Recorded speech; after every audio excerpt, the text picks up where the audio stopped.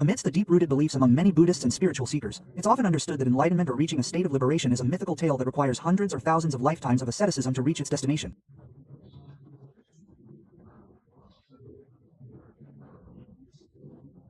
This belief in distance and time acts like a thick wall blocking us from the truth, causing us to feel discouraged and procrastinate on serious practice, unaware that in reality, according to the highest truth, time is merely an illusion created by the mind, and true liberation has no time constraints, not even for a second. The Mind Sees Mind Achieving Enlightenment series. This chapter will take you into a new dimension of practice that is short, direct, and powerful. It invites you to look back at the root of all things, your own mind, with a strong belief that once the mind sees the truth, all defilements and suffering can be extinguished in the blink of an eye. It's like flipping on a light switch in a room that has been dark for thousands of years. The darkness doesn't gradually fade away, but vanishes as soon as light appears. Similarly, ignorance that has dominated the mind for countless lifetimes dissolves as soon as wisdom arises. Therefore, the term mind-seeing mind here doesn't mean sitting and staring at a clear crystal ball or seeing dazzling visions of light, color, and sound. It refers to a state of rapid awareness, fast and sharp enough to be able to go back and see the behavior and the state of the knower himself in the present moment. Whenever he can separate the knower from the known, and the knower becomes awake and sees the truth that even the knower himself is just a natural process that arises, dies, and changes. The true self cannot be found. That very moment is the moment called instant enlightenment. The word instant enlightenment does not mean that one must practice anything in order to attain enlightenment. It means that the result of that clear vision occurs in a single moment of mind that is cut off from delusion without delay. A big misunderstanding is that we often think that we must accumulate merit to the fullest before attaining enlightenment. But the truth is that merit is already full in the original mind. It's just that we are so busy sending our minds outward, searching for nuggets of happiness from the outside world, that we forget to see the treasures hidden within. Training the mind to see the mind means stopping the endless journey and returning to the starting point, which is our own heart. Ordinary people can also reach this state if they grasp the principles correctly. The key principle is to stop fabricating thoughts, stop searching, stop expecting, and return to being aware and honest, aware of the mental symptoms that are appearing. Whether the mind at that moment is distracted, calm, angry, or greedy, be aware as soon as it appears without interfering. The moment of knowing in time is the moment when the mind sees the mind. And at that moment of seeing, defilements cannot fabricate anymore. The cycle of suffering is immediately broken. This is the meaning of the word akarigo, which means to be able to practice and use. It yields results without time limit. Those who dare to walk this shortcut must have the determination to abandon their memories, doubts, hesitations, and old selves to plunge into the current of enlightenment. Enlightenment is not about changing the external world to be as desired, but about changing the internal perspective to see the world as it really is. When the perspective changes, the entire world changes immediately. Suffering that was once severe becomes just a natural phenomenon empty of self. In this series of journeys, we will explore the workings of the mind that can instantly transform from darkness to light, and the correct method of placing the mind to facilitate immediate enlightenment.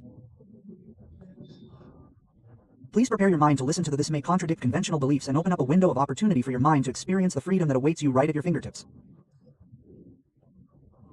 The secret of heaven and earth is that the door to nirvana is not locked or distant, but open and awaiting you in every moment of your consciousness.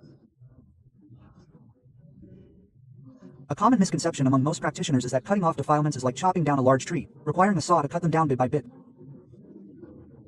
It takes years and lifetimes for the tree of desire to fall. However, in reality, the mechanisms of higher spiritual levels, permanently cutting off defilements, operate in a lightning-fast manner, known as the Kanika Magga, arising and concluding within a single moment of consciousness. It's shorter than the blink of an eye. The reason this mechanism works this way is because the nature of ignorance or lack of enlightenment is like the darkness in a room that has been closed for thousands of years. The darkness may seem dense and frightening, but as soon as someone lights a candle or flips on a light switch, in just a snap, light appears and the darkness disappears instantly without the need to gradually chase it away. Similarly, ignorance that has dominated our minds for countless lifetimes dissipates as soon as knowledge or the eye to see the Dharma shines brightly in our hearts. This is the answer to why the Buddha said that those who live for 100 years but do not see the arising and passing away of the mind are worth more than those who live for only one day. Because repressed meditation or the quiet practice of a hermit is comparable.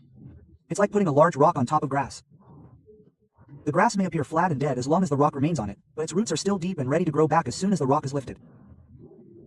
Defilements only temporarily calm down but are not destroyed. However, being aware of the mind or the mind seeing the mind works completely differently. It is when mindfulness, at the speed of light, captures the behavior of the mind that is deluded and fabricating in the present moment. As soon as mindfulness realizes that, hey, I'm angry now, or hey, I'm lost in thinking now, that delusional state is immediately broken and the delusion disappears. It's like a thief sneaking into a house. When the homeowner shines a flashlight in his face, the thief is startled and immediately jumps away. Thieves are defilements. Their greatest fear is being known or seen. They only work in the dark. When the mind loses consciousness, when the mind sees the mind, the fabrication process will stop in the womb. The cycle of dependent origination that is about to spin to create existences, create births, and create suffering will be cut off like a belt of a machine that has been cut off. Defilements have no place to cling to because the ego that supports defilements has been destroyed by wisdom in the moment of seeing.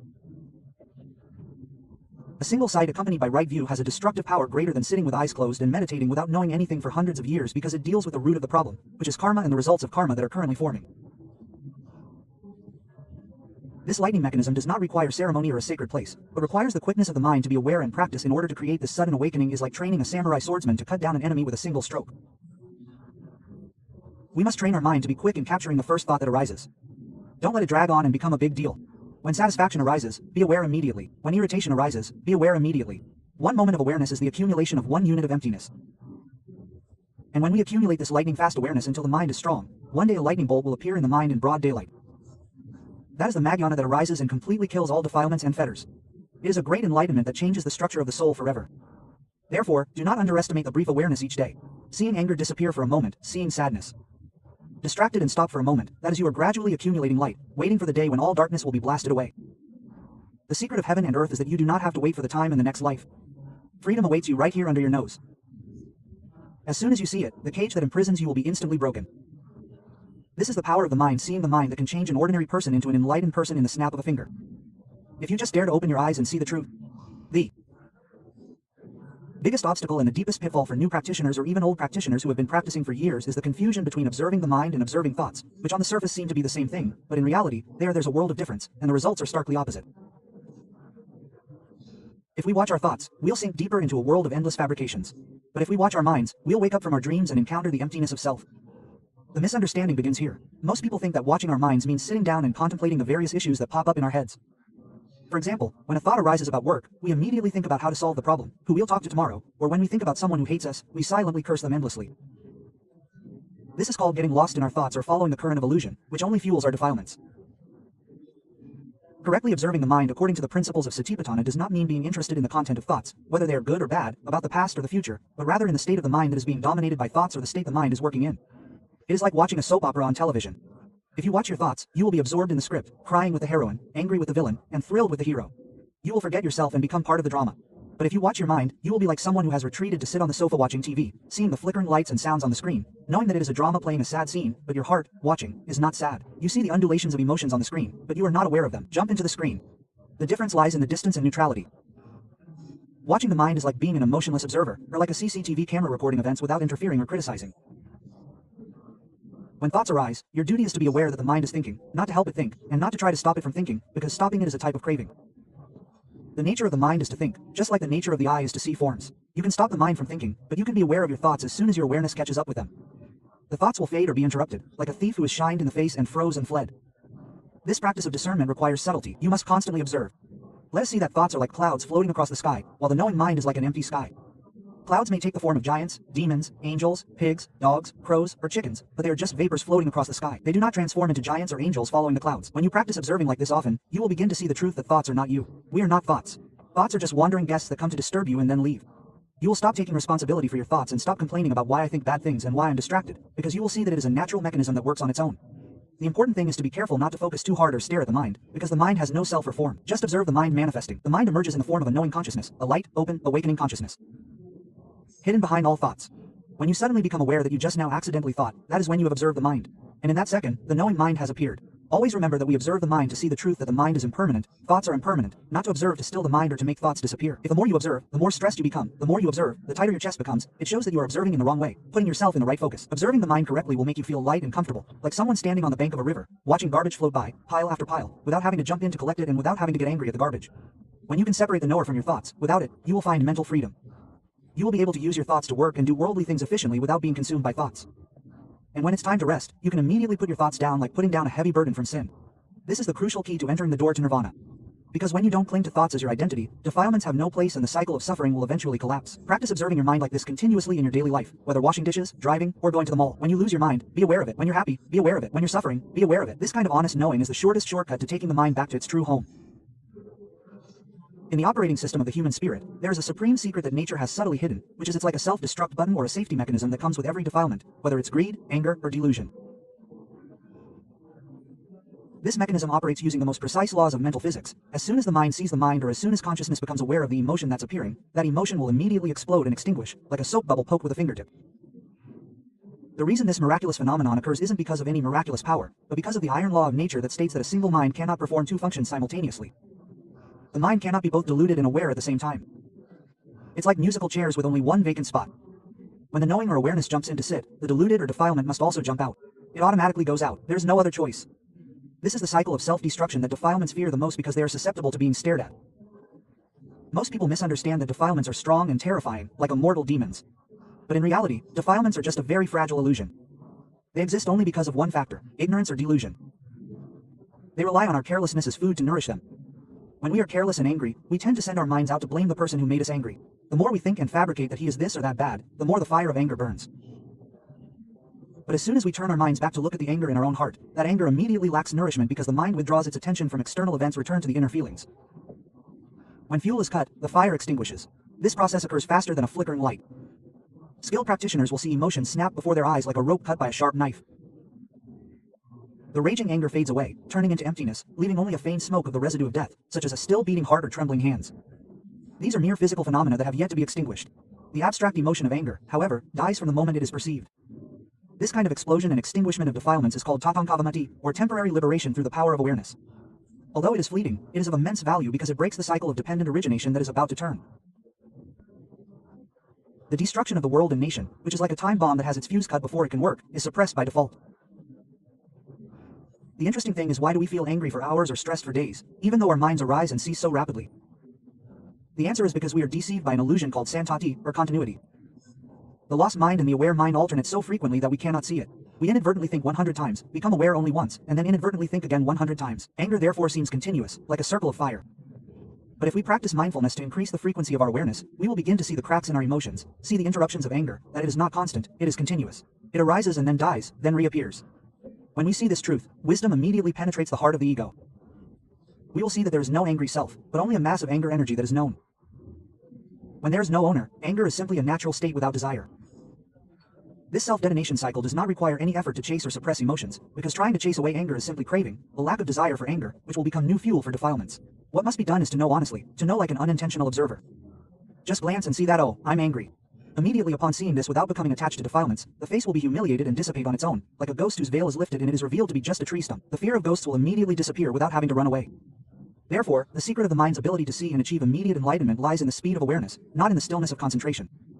The faster you are aware, the faster your defilements die. And when the defilements explode and go out, what remains is a pure, clear, steady, and free knowing mind, a state closest to nirvana. In that moment, the accumulated experience of repeatedly seeing defilements explode and go out will gradually cleanse the subconscious of false beliefs, making the mind wiser, less likely to meddle with emotions, and ultimately leaning towards permanent detachment. Always remember that you have a button that can explode and destroy defilements in your hands: mindfulness. Use your wise finger to press this button as often as possible whenever an emotion strikes your heart, and you will find freedom. The essence lies not in the absence of emotion, but in the sterilization of that emotion whenever it dares to surface. This short path, called mind seeing mind, may seem as simple as a snap of the fingers. However, both sides of the path are full of unseen pitfalls, and the deepest pitfalls trap even the most determined practitioner into certain doom. It's the trap of curiosity that transforms into unconscious mental focus and compulsion. This phenomenon often occurs when we begin to develop strong faith, wanting to see the state of nature, birth and death, or quickly attain enlightenment. This subtle craving directs our focus to focus on or lock onto feelings and thoughts, rather than simply observing them. Notice how a relaxed state turns us into a serious police officer catching a criminal. The result is that the mind that should be light and alert becomes heavy, dull, and hard like a rock. The physical symptoms that clearly show are a tight feeling in the chest, a tightness between the eyebrows, or unnecessary holding of the breath. This is a red alert signal that you are straying from the path of right concentration and entering the realm of wrong concentration or self-blame. The reason why concentration becomes an obstacle to the attainment of Dhamma is because the nature of the original mind is free and natural, as its name suggests. Trying to force the mind to be still or trying to force it to see this or that is an obstacle. The harsh nature of mindfulness is like trying to hold a small sparrow in your fist. If you hold it too tightly, the bird will die. If you hold it too loosely, the bird will fly away. The art of mindfulness is to maintain awareness in the middle between tightness and looseness. You must understand that knowing and focusing are two different things. Knowing is the state in which the mind perceives things that appear unintentionally. It's like you are sitting in front of your house and a car drives by. You just know that the car is passing without running after it to look at the license plate or trying to stop the car from passing. Focusing is when you stare intently at the road, waiting to see when the car will come or trying to force the car to stop. This excessive effort blocks wisdom because wisdom will arise. This can only happen when the mind is empty and neutral, but the mind that is focusing is not empty. It is filled with the self who is focusing and full of expectations. The easiest and most effective solution, when you realize that you are focusing or forcing the mind, is not to try to stop focusing, because trying to stop is another layer of craving upon craving. Instead, you should use the ultimate technique of the mind-seeing mind, which is to know that you are focusing. As soon as your awareness realizes that you have been focusing or that you have been forcing the mind to be calm, the focusing will automatically dissolve on its own, like a hand that is tight with karma. When you realize that karma, it will naturally release on its own. The mind will immediately bounce back to its normal state of relaxation and awareness without having to do anything more. The important secret is that you must dare to let the mind be, let nature be as natural as possible. Allow the mind to think. Allow the mind to wander. Allow the mind to be happy or sad without interfering. Your duty is to simply follow and be aware of these things like a shadow, not to be a boss giving orders. When you stop being a manager and return to being just an observer, you will find that observing the mind is incredibly easy and light. You can observe the mind while your eyes are open, talking with friends, while working, or even while shopping. Because the mind of a true knower is not separated from daily life. It overlaps with every activity. We just have to know honestly, know without expecting results, know people who do not take alms. When you have the right trust like this, the mind will be gentle, suitable for work, and ready to receive. The birth of wisdom that will cut off defilements in the next step. Always remember that nirvana is not a reward for the diligent, but a reward for the wise. The more you let go of your efforts to attain it, the closer you will be to attain it. Because the ultimate effort is non-effort, and the ultimate practice is letting the Dhamma perform its function without any self-interest. This is the middle path that leads to true liberation. When we release our minds from the bonds of focus and can readily and quickly attain the state of the aware, alert, and neutral knower, the mind will begin to accumulate strength like water held in a dam until it is full and ready to be released with force. In this sixth part, we will enter. The most crucial turning point in Vipassana meditation is the moment when the veil of illusion that has obscured the truth is ripped apart. This is the emergence of a higher level wisdom called Udayapanya, or wisdom that sees the birth and death of natural phenomena in rapid, severing detail before our very eyes. Ordinary people's eyes are deceived by the illusion of continuity, which makes us see the mind, emotions, and feelings as a single, continuous stream. Consequently, we feel angry for days, happy all morning, or the same person from our birthday to today. But when mindfulness speeds up, comparable to the speed of the mind, it begins to capture images in super slow motion. And what will appear to the mind of the enlightened one is the startling truth that nothing is continuous, a long line. Everything is born and dies, flickering rapidly like a firefly or a neon light that appears steady but is actually switching on and off at high speed. You will begin to see that the anger that seems to have been lingering for a long time is actually broken into pieces. You will feel angry for a moment and then it will go away. Then you will become aware of it and then you will lose yourself in thinking about something else and then you will be angry again. This cycle repeats over 1,000 times in a minute. Seeing this disconnection or rift in emotions is the key to unlocking the secrets of the universe. Because as soon as the mind sees this cessation, it will be deeply shaken. The truth that nothing is permanent will be destroyed. It strikes you hard. You will deeply realize that the things you once chased, happiness, success, or love, are like chasing a shadow or trying to hold water in your hand. As soon as you hold it, it just flows out, leaving no substance to cling to. This level of wisdom will sever the cycle of dependent origination that is creating existence. The wind will cut off midway, like a fan spinning so fast that we can't see the blades, only solid circles. But when we unplug it, seeing birth and death, the blades will slowly slow down until we begin to see the gaps between them, and finally they stop spinning. The clinging to the idea of a self, which relies on speed and continuity, creates an identity. The past will begin to collapse because we cannot find our true self, encountering only the process of birth and death without an owner. The feeling that we are so great will be reduced to a speck of precious elements flickering in the emptiness. Seeing this sort of birth is not frightening and not a worthless emptiness, but a noble truth that will lead to boredom, releasing lust or dispassion. The mind will become wiser. Stop foolishly carrying things that cannot be kept. Stop crazy about collecting emotional garbage because you know that carrying it will eventually disappear. This state will make you feel strangely light, like someone who was once chained to a post and suddenly the chain breaks. You will be free from the past because the past has ceased and free from the future because the future has not yet arisen. There will only be the present, a very short moment that you live with awareness. In this stage of practice, you must focus on observing death or destruction more than observing birth. Notice that feelings arise, they do not last long, and then they dissipate. Observe the decay and collapse of emotions over and over again until the mind surrenders to the evidence and stops. It is only when the mind is ready for the great release and leap beyond the cycle of existence that the mind is ready for the great cessation and leap beyond the cycle of reincarnation. Remember, you do not need to try to extinguish it because it will extinguish itself. Your duty is simply to witness its cessation with a neutral mind. Then you will find that the death of defilements in each moment of consciousness is the rebirth of true freedom.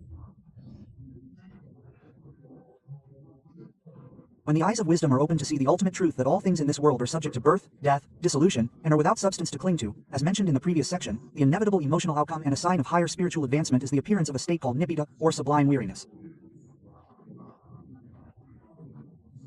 This is the most crucial turning point that will change the mind's fate from being infatuated with the world to becoming transcendent. A common misunderstanding among practitioners during this period is to interpret this weariness as a mental disorder, depression, or a regression in practice. Suddenly, the world that once seemed bright and beautiful seems bland and tasteless. The enthusiasm to seek happiness, worldly success has faded. The once passionate love and lust have turned to indifference, causing many to fear and strive to find sensual pleasures to quell this feeling. Little do they know, they are woefully destroying a newly discovered gem. This nibbida is not worldly boredom caused by lust. Worldly boredom stems from dissatisfaction, repetition, or irritation, a burning anger that leads to the desire to run away and find something better.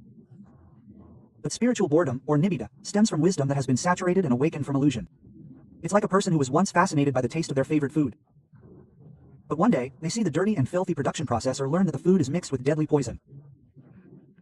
Although the taste remains delicious, the desire to eat it immediately disappears, leaving only a sense of aversion and caution. This boredom therefore contains a calm and coolness.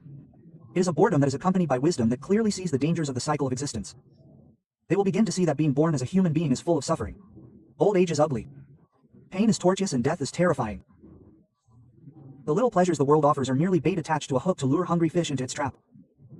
Seeing this, the mind releases lust and loosens its attachment to the sights, sounds, smells, tastes, and touches that it once adored. You will see young love as a dramatic scene that ends in tears, see rank and title as a heavy mask, and see wealth as a burden to be guarded. The struggling heart will begin to still and withdraw into a distant spectator. This state of nirvana is of utmost importance because without weariness, the mind will never let go. As long as we see this world as a livable place, we will continue to desire rebirth. But nirvana will cut the ties of attachment and longing. The mind will develop a strong desire to find a way out, or mansaitakamaitanjana, like a person imprisoned in a cell decorated with beautiful flowers and delicious food. At first, he may enjoy himself, but when he realizes the truth that in a few hours he will be taken the person who is executed will instantly lose all meaning, and all he needs is to find the key to unlock the door and escape. The mind of a practitioner at this stage will see his body and mind as a prison, imprisoning the enlightened. He will try to find a way to break out of the prison of the five aggregates and escape to freedom. The life of a person with dispassion may seem alienated from worldly life. They may speak less, become more introverted, and less content with social trends. But deep down, they are not depressed at all. Instead, they are clear-minded and resolute in their determination to practice Dhamma to escape suffering. They will not give up, because they know that no happiness in the world is worth the investment compared to the happiness of liberation. Therefore, if you have reached this point in your practice, do not be alarmed and do not try to change this boredom to return to its former cheerful state. Instead, embrace this feeling with understanding. Use it as fuel to accelerate your diligence in examining the three characteristics in greater detail. See the boredom and disgust of defilements until the mind is repelled and willing to release its beloved and cherished possessions. When the mind reaches its utmost boredom, it will be free. Enter the process of indifference, or sankarapeka, which is the final door before crossing the lineage to become an Arya. Be proud that this bland, tasteless state is the taste of truth and a sign that you are about to recover from the disease of worldliness that has lingered for countless years. When the storm of emotions, akin to lust or nibbida, has blown away, the mind that was struggling and tormented, wanting to escape from the mass of suffering, will begin to enter a new state of extreme calm and stability, like water that has been boiled until it gradually cools down until it is completely still, like a clear mirror. In this 8th chapter, we will enter the realm of the highest level of wisdom in the worldly realm called sankarapeka, or indifference to all conditioned things, which is the final and most important key before the door of immortality opens. This state is the point where the mind completely surrenders to the truth of nature after witnessing the arising and passing away and the nonsense of form and name countless times. The mind will cease to be agitated, demanding, and cease trying to modify things to suit its desires. Instead, it will return to a neutral mind towards the world. Every situation that arises before us, whether it be exquisite happiness or excruciating suffering, is of equal value to the mind. It is merely a known, passing thing. This level of indifference is profound and completely different from the indifference of ordinary people. Ordinary people's indifference often stems from delusion, ignorance, or apathy that lacks interest in the world.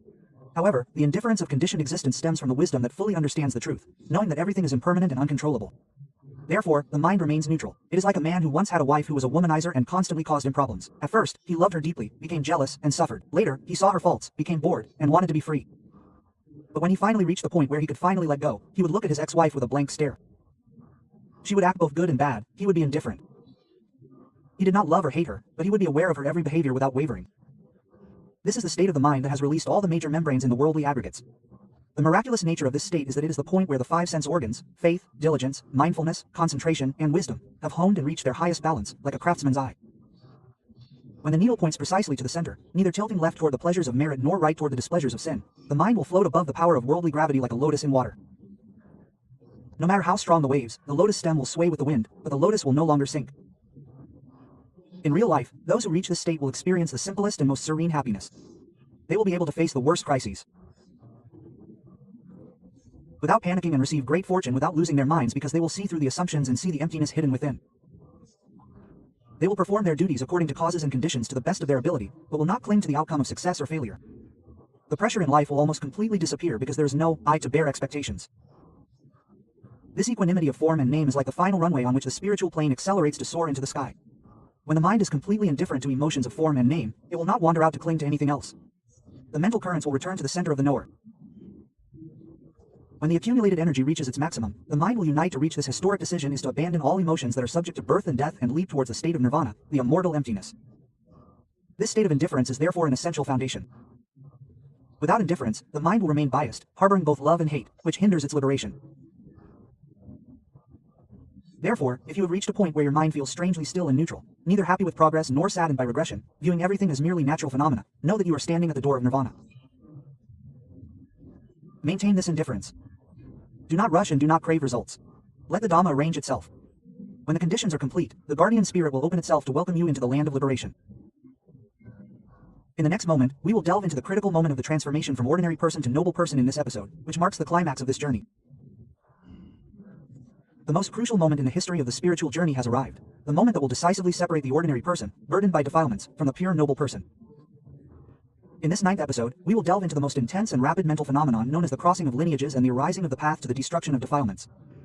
After the mind has become neutral towards all conditioned phenomena with the knowledge of equanimity towards conditioned phenomena, the mind will gather all the power of awakening knowledge it has, similar to a long-distance jumper who retreats to the end of the distance and then runs at full speed to leap over the deep chasm that separates the worldly and supramundane realms. The moment the mind decides to jump out of the worldly realm, which is full of chaotic birth and death, to rush towards the supramundane realm, which is immortal and peaceful, is called until the knowledge of the family lineage or the knowledge that functions to transfer family lines from the family of the worldly to the family of the noble ones is like a person standing on the edge of a cliff with one foot lifted from the ground on this side and floating in midair, ready to go to the other side.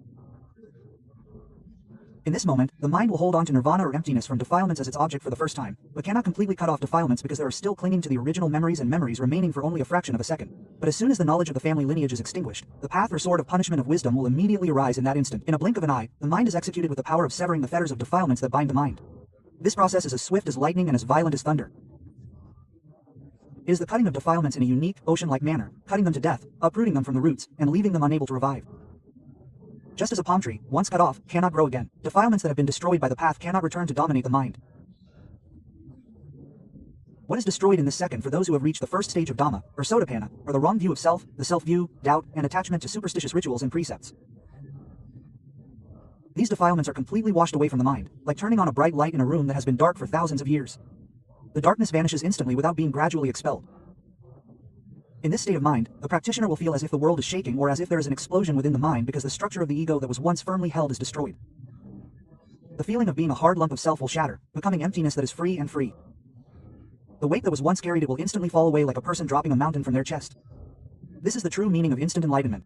It is not blissful bliss, but a decisive break with delusion when the path is completed. The immediate result is enlightenment or the attainment of liberation. The mind will be cool, calm, and clear like never before in life. It is a happiness that does not depend on time. Those who have passed this second will immediately realize that they have completely changed. Although their body and appearance remain the same, their soul within has transformed.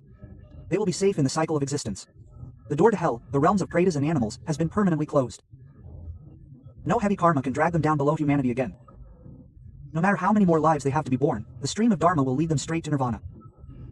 Crossing over this lineage is therefore a great victory for a human being who can overcome the enormous gravitational pull of worldly desires with the power of well-trained wisdom. Remember that this event can happen to anyone, regardless of gender, age, or status, as long as they have diligence in doing so, continuously cultivating mindfulness of the body and mind until it becomes strong and matures. When the causes and conditions are ready, the results will naturally appear according to the laws of nature without anyone being able to prevent them. In the next episode, which is the final episode of this series, we will summarize the entire journey and discuss the new life after awakening. How do those who have seen the mind and achieved enlightenment live their remaining lives in the imaginary world? What happiness do they experience? What contributions do they make to the world? This will inspire us to follow in their footsteps to the end of suffering. The long journey to find the meaning of life and liberation from the bonds of suffering has finally reached its final conclusion. In episode 10, we will reveal the new face of life after awakening, or the life of those who have seen the mind and achieved enlightenment. They have not transformed into angels, soaring through the air, or disappeared from the world, as many people misunderstand. Instead, they have returned to being ordinary people, the most ordinary. But it is an ordinariness that harbors profound wonder. The life of those who have seen the mind is a life above the world but does not escape it, like a lotus flower that is born from mud and immersed in water. Just as a lotus leaf rises up to greet the sunlight without getting wet or stained by the mud, a drop of water falling on a lotus leaf immediately rolls down, unable to be absorbed or cling to it. Similarly, the emotions and worldly events that rush and flow through the mind of an enlightened person to that level without leaving any scratches or sediment of suffering in the heart. The greatest change does not occur externally. The body still ages, gets sick, and dies, eating and excreting as usual. But the revolutionary change occurs externally. The sense of ownership of life disappears. You live in this imaginary world with awareness, perfectly performing your roles as a parent, child, husband, wife, or boss and subordinate. But deep down, your heart is empty of the clinging belief that you are a player. You act like a professional actor who perfectly plays the role on camera, but when the director calls for casting, you immediately abandon that role, not like the character's emotions, returning home. Life is light, free of burdens and pressure. Worldly failures become meaningless opposites, equal in value, mere phenomena that pass. When there is no self, the recipient of success will not be arrogant. When there is no self, the recipient of failure will not be depressed or sad. The suffering that once gnawed at the human heart will no longer have a place to stand because the target to support the suffering, the ego, has been destroyed. It is like shooting an arrow at the sky. Even if 1,000 arrows are fired, they will not harm the emptiness of the sky. Similarly, gossip, loss, or illness cannot harm a mind empty of self. Therefore, the driving force of the life of an enlightened person is no longer lust or ambition for oneself, but chanda, or the desire to create goodness and pure compassion to benefit the world. You will be the greatest giver because you are neither possessive nor fearless. You give without expecting anything in return, not even a word of thanks. Your actions change from karma that produces results to mere mental actions or sacred deeds. But the Dhamma is like the footprints of a bird flying through the air that leave no trace behind. Once done, it is over, without creating new existences or rebirths. This state of mind, seeing and realizing this, is the key to opening the prison of samsara that imprisons us. For a long time, the conclusion of Dhamma practice was not to see heaven or heavenly palaces, but to return to see the truth of the body and mind in the present moment until the mind surrenders and lets go of attachment. True freedom doesn't await you in the next life, but awaits you in this very moment, when you are mindful and aware of your own mind. Never underestimate your own potential. The seed of Buddhahood, or the enlightened, is embedded in the hearts of all humans.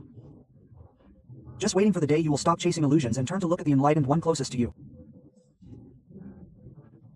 When you are close to facing the truth, stop avoiding suffering, and stop seeking false happiness, then your mind will see your mind, and the bright light of wisdom will burst forth, instantly dispelling all darkness, transforming you into a perfect human being, one who lives in the world but is not polluted by it, and enjoys immortal bliss and peace. May this series of mind-seeing mind, instantly attaining mindfulness, be like a candle igniting hope and courage, inspiring you to rise up and practice worship with sincere awareness and deep within your own heart, until the day you proudly declare the victory of freedom for yourself. Yeah.